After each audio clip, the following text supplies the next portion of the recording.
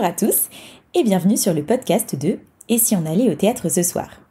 Je me présente, je suis Sacha et comme vous pouvez vous en douter, je suis passionnée, voire même complètement accro, au théâtre et spectacles en tout genre. Sur ce podcast et sur le blog du même nom, je vous parle de spectacles que j'ai vus et appréciés et je vous dis pourquoi. Et peut-être que vous aussi, ça vous donnera envie d'aller les découvrir. En tout cas, je l'espère. Pour ce 4e épisode, j'ai décidé de vous parler du spectacle qui s'appelle Marie des Poules et qui est à l'affiche en ce moment au Théâtre du Petit Montparnasse. C'est une pièce pleine de sensibilité qui m'a beaucoup touchée grâce à une excellente comédienne, mais je vous parlerai plus longuement de mon avis sur ce spectacle un peu plus tard dans l'épisode. Alors, Marie des Poules, c'est un spectacle qui a été mis en scène par Arnaud Denis et écrit par Gérard Savoisian, qui est aussi l'auteur d'une pièce qui s'appelle Mademoiselle Molière, qui était à l'affiche à Paris l'année dernière et dont je parle sur le blog. Ce qu'il faut savoir sur la pièce Marie des Poules, c'est que l'histoire qui est racontée sur scène est une histoire vraie. Marie des Poules a vraiment existé et elle s'appelait Marie Caillot, et c'est son histoire qui est racontée dans ce spectacle. Bon, et là vous vous demandez, mais qui c'est cette Marie Caillot, je connais pas. Eh ben, c'était la gouvernante de l'écrivaine George Sand. Pour resituer, George Sand, c'est la première femme à avoir pu vivre de son écriture, donc c'est quand même énorme. Elle a publié des pièces de théâtre, des nouvelles et aussi plein d'écrits. Et c'était également une femme très féministe. À 25 ans, elle fait scandale en choisissant le prénom Georges comme pseudonyme, donc un prénom masculin. Je précise qu'en vrai, elle s'appelle Aurore, donc c'était pas un choix de ses parents de l'appeler avec un prénom masculin. Et elle en rajoute une couche en portant des costumes d'hommes. Donc, je crois qu'on peut dire que c'est une femme qui ne manque pas de personnalité. Et pour la petite anecdote, elle a vécu une histoire d'amour avec Alfred de Musset, qui parle d'ailleurs de George Sand dans son œuvre Confession d'un enfant du siècle. Maintenant que vous resituez un peu George Sand, je peux vous parler de celle qui nous intéresse, c'est-à-dire Marie des Poules. Elle rentre à 11 ans au service de George Sand dans son domaine à Nohant. Donc Nohant, ça se situe dans le Berry, si comme moi vous ne connaissez rien à la géographie française, je préfère préciser quand même. Et elle commence par aider à la cuisine, et d'ailleurs elle est surnommée Marie des Poules parce qu'elle est en charge d'aller chercher des œufs au poulailler. Elle apprend très vite, et petit à petit, au contact de l'écrivaine, elle va apprendre à lire et à écrire, puis à jouer la comédie. Car l'écrivaine va lui proposer de jouer des rôles dans ses pièces.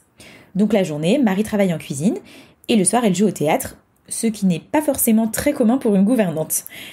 Et surtout, la petite Marie va tomber amoureuse et apprendre que l'amour, c'est pas toujours facile, surtout lorsqu'on est gouvernante. Mais je ne vous en dis pas plus, car il faut garder un peu de surprise si jamais vous allez voir le spectacle. Moi, c'est un spectacle que j'ai beaucoup aimé, surtout parce qu'il est très touchant. Dès le début du spectacle, l'atmosphère est déjà chargée d'émotions et ça donne bien le ton de la pièce. L'histoire, celle de Marie des Poules que je vous ai décrite, est vraiment simple et du coup c'est très efficace. On n'a pas besoin de se prendre la tête à essayer de comprendre, donc c'est très agréable à suivre. J'ai aussi adoré la mise en scène de la pièce, je l'ai trouvée très esthétique. Par exemple, à un moment, les comédiens jouent avec des marionnettes et c'est très original et en même temps, ça rend la scène assez poétique. Pareil, il y a une maison de poupées qui représente le domaine au fond de la scène, et au fur et à mesure de l'histoire, les comédiens bougent les petites poupées qui sont à l'intérieur. C'est très visuel, et ça nous resitue bien dans le lieu où se passe l'histoire. J'ai beaucoup aimé aussi les musiques, qui sont très bien choisies, et les jeux de lumière. À un moment, les comédiens parlent du soleil, par exemple, et on le voit bien comme si on était avec eux. Donc franchement, ça apporte quelque chose à la pièce. Et surtout, ce que j'ai le plus adoré dans ce spectacle, c'est la comédienne qui joue Marie des Poules et George Sand, puisque c'est la même personne qui joue les deux rôles.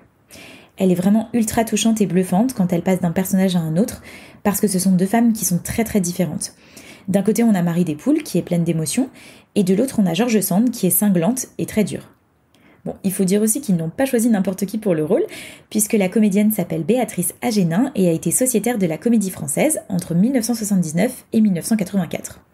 Depuis, elle a été nommée plusieurs fois aux Molières et elle a été la partenaire de Jean-Paul Belmondo dans la pièce que vous connaissez tous, qui s'appelle Cyrano de Bergerac. Donc c'est pas rien tout ça, hein. En tout cas, dans Marie des Poules, elle a su construire un personnage vraiment très attachant. Et cette pièce dépeint aussi les conditions difficiles de la vie de gouvernante, ce qu'on leur demande, ce qu'on les autorise à faire et à ne pas faire, et ça aussi c'est très intéressant. Voilà, donc c'est un très joli spectacle que je recommande, surtout si vous aimez vivre des émotions au théâtre. C'est une pièce qui est facile d'accès, vous pouvez y aller sans problème même si vous n'avez pas l'habitude d'aller au théâtre. Après c'est sûr, si vous allez au théâtre pour rigoler un bon coup et que c'est uniquement ce que vous cherchez, c'est pas une pièce qui va vous convenir. Mais sinon, allez la découvrir parce que vous passerez un bon moment. Et c'est d'ailleurs le moment de passer aux infos pratiques de la pièce, si tout ça vous a donné envie d'aller la voir. Donc c'est une pièce qui a joué au Festival d'Avignon 2019 et qui a tellement bien fonctionné qu'elle est maintenant à Paris, donc bonne nouvelle pour nous. Elle joue au théâtre du Petit Montparnasse jusqu'au 10 mai et vous pouvez vous procurer des billets sur toutes les plateformes de billetterie habituelles. Voilà, ce 4e épisode du podcast « Et si on allait au théâtre ce soir ?» se termine. Et je suis déjà en train de vous préparer le 5e épisode. En attendant, si cet épisode vous a plu, n'hésitez pas à aller voir le spectacle, évidemment, et aussi à mettre une note ou un commentaire sur ce podcast et à le partager autour de vous. Ça m'aiderait beaucoup pour faire connaître le podcast et surtout tous les spectacles dont je parle à un maximum de personnes. N'hésitez pas non plus à suivre le blog sur Instagram et Facebook et à m'écrire, je vous répondrai avec grand plaisir. La critique écrite de ce spectacle est disponible sur le site etsionallaitthéâtrecesoir.com, vous aurez le lien dans les notes de l'épisode. N'hésitez pas à visiter le site car il y a plein d'autres spectacles que je vous conseille et qui ne sont pas sur le podcast. Un grand merci pour votre écoute. Je vous dis à très vite pour un prochain épisode du podcast de « Et si on allait au théâtre ce soir ?» Et n'oubliez pas de mettre du théâtre dans votre vie parce que ça la rend plus jolie. Bye bye.